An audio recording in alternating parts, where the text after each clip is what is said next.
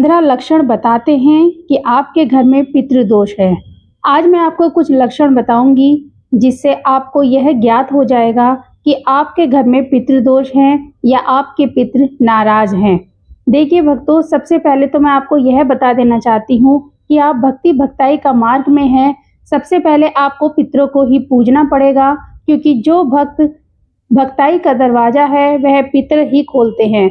अगर आपके घर के पितर ही नहीं खुश हैं, आपने पितरों को ही नहीं मना रखा है, आप किसी भी देवी देवता की पूजा पाठ कर लीजिए, कितना ही मंत्र कर लीजिए, आपको कोई फायदा नहीं होगा। वह शक्ति आपके घर में प्रवेश कर ही नहीं पाएगी। तो चलिए जानते हैं सबसे पहला लक्षण। सबसे पहला लक्षण आपको यह दिखाई देगा कि आपके घर के जितने भी सदस्य हैं उनको सबको मानसिक तनाव रहना शुरू हो जाएगा। वे ना किसी से ज्यादा बोलेंगे, चिड़चिड़ा स्वभाव हो जाएगा, अजीब अजीब सी हरकतें करने लगेंगे और हर वक्त टेंशन में रहेंगे। दूसरा लक्षण, बार बार आपको सपने में कोई नंगा व्यक्ति दिखाई देगा। वह कपड़े मांगता हुआ दिखाई देगा। कभी वह आपके घर से बाहर दिखेगा तो कभी आपको अपने घर के अंदर दिखेगा। ऐसे सपने आपको बार बार आते रहेंगे, क्योंकि आप पितरों को पूजते नहीं हैं, ना ही उनको वस्त्र देते हैं, तो इसलिए आपको वह सपने में आकर बिना कपड़ों के दिखाई देते हैं। तीसरा लक्षण, पति पत्नी के बीच में अनबन होनी शुरू हो जाएगी। आपसी झगड़े बढ़ जाएंगे और इतने ज्यादा बढ़ जाएंगे कि तलाक की नौबत आ जाएगी। और आपके घर में अगर पितृदोष है तो चौथा लक्षण, बार बार जो घर का मुखिया है, जो आपके घर में पैसे कमाने वाला व्यक्ति है, जिसकी वजह से आपका घर चलता है, वह व्यक्ति बार बार बीमार होना शुरू हो जाएगा। एक बीमारी से ठीक होगा नहीं और दूसरी शुरू हो जाएगी।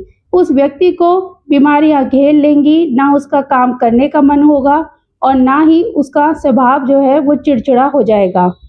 पांचवा लक्षण, अमावस के दिन जब अमावस आती है तो उस दिन आपके घर में झगड़ा हर हालत में होगा, यानी 101% आपके घर में उस दिन झगड़ा जरूर होगा। जब भी अमावस का दिन आता है तब आपके घर में पितरों का प्रभाव बढ़ जाता है और आपके पितर जो हैं वो नाराज होंगे। तो उस दिन आप ध्यान से देखना, आपके घर में जितने भी सदस्य हैं उनका स्वभाव चिड़चिड़ा रहेगा, आपस में लड़ाई झगड़े बहुत होंगे। छठा लक्षण, आपके घर में पैसे तो आएंगे लेकिन आपको पता ही नहीं चलेगा कि पैसे कहाँ जा रहे हैं। बरकत पूरी तरीके से खत्म हो जाएगी। आपके घर में पैसा रुकना बंद हो जाएगा, सारा पैसा बीमारियों में लगेगा या फिर किसी नुकसान में। सातवां लक्षण, आपके घर में संतान प्राप्ति से लेकर समस्या उत्पन्न हो जाएगी। यहाँ तक कि यह समस्या इतनी बड़ी होगी कि गर्भ में बच्चा ठहरेगा ही नहीं। मान लीजिए बच्चा ठहर भी गया तो 2-3 महीने के बाद उस औरत का गर्भपात होना शुरू हो जाएगा।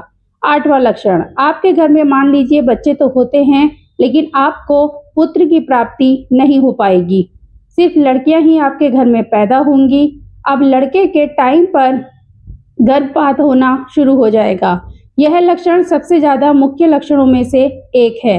आपके घर में पुत्र प्राप्ति नहीं होगी। नौवां लक्षण, अगर आपके घर में बच्चे जवान हैं, आप कितने ही रिश्ते कर लीजिए, कितने ही रिश्ते देख लीजिए, आपके बच्चों का विवाह होना बहुत ही मुश्किल हो जाएगा।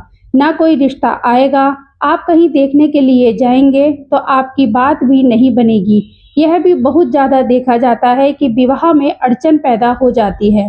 पितृदोष के कारण 10वां लक्षण, आपको सपनों में सफेद वस्त्र में कोई व्यक्ति दिखाई देगा, कोई बुजुर्ग दिखेगा, या तो वह बुजुर्ग बीमारी की हालत में दिखेगा या उसके कपड़े फटे हुए होंगे या वह रोता हुआ दिखाई देगा, आपके घर के दरवाजे से बाहर दिखाई देगा। 11वां लक्षण, आप कोई भी बिजनेस शुरू कर रहे हैं या आप कोई भी दुकान शुरू कर रहे हैं, नया काम शुरू कर रहे हैं, आपका जो काम है उसमें नुकसान होना शुरू हो जाएगा। वह काम आपका ज्यादा दिन तक नहीं चलेगा। 12वां लक्षण, जब होली, दीपावली या कोई भी त्योहार आता है, त्योहार के दिन आपके घर में त्योहार से 2 दिन पहले या फिर त्योहार के 2 दिन बाद तक आपके घर में झगड़े इतने बढ़ जाएंगे कि आपके घर के सदस्य मारपीट पर उतर जाएंगे। झगड़ा इतना ज्यादा बढ़ जाएगा जिसकी कोई हद नहीं है। 13वां लक्षण, आपके जो बच्चे हैं वह गलत संगत में पड़ जाएंगे, आपका कहना नहीं मानेंगे। अगर आप उनसे कुछ कहेंगे, रोकेंगे, टोकेंगे तो आपके ऊपर गुस्सा करेंगे, आपसे झगड़ा करेंगे और सारी गलत आदतों में वो पड़ जाएंगे। 14वां लक्षण, जब आपके घर में कोई फंक्शन होगा या कोई आप शुभ कार्य करने के लिए जा रहे हैं, तो उस शुभ कार्य होने से पहले आपके घर में कोई ना कोई नुकसान ही होगा। 1-2 दिन पहले कुछ ऐसी दुर्घटना होगी या कोई ऐसी अनहोनी हो जाएगी जिससे कि आपका जो ये शुभ कार्य है ये वहाँ का वहीं रुक जाएगा। यानी जो आप काम करने जा रहे हैं उसमें आप पूरी तरह से सफल नहीं हो पाएंगे।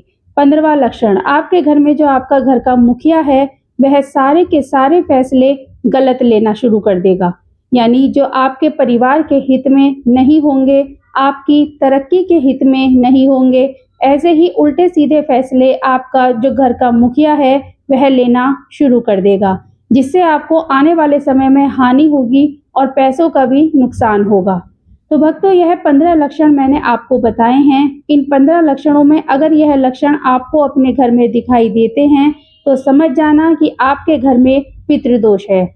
और मैं आपको बता देती हूँ कि जो व्यक्ति अपने घर के पितरों को नहीं पूजते, उनको नहीं मानते, उनके घर में यह स्थिति रहती है कि ना ही आपके घर से बीमारियां बाहर निकलेंगी, ना आपके घर में विवाह जैसा कोई भी फंक्शन होगा, ना आपके घर में कोई भी शुभ कार्य होगा और आपके बिजनेस में लगातार घाटा होता चला जाएगा और आपके घर में लड़ाई झगड़े कलेश यह हमेशा उत्पन्न रहेंगे और आपको किसी भी कार्य में कोई भी सफलता नहीं मिलेगी।